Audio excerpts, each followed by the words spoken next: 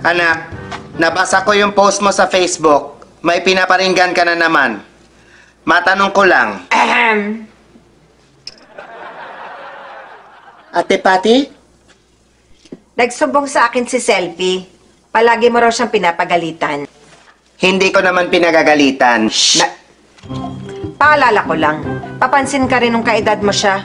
Di ba lagi kang pinapagalitan ni Mama dahil sa pakikipaglandian mo sa penpal mong nakakulong?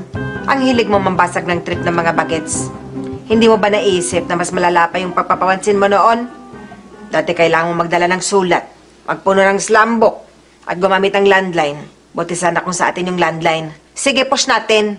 Nakikitawag ka lang sa tindahan ni Aling Panyang para lang magbida.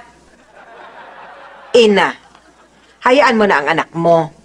Anong pangingialam yan? Paki-explain. Love you.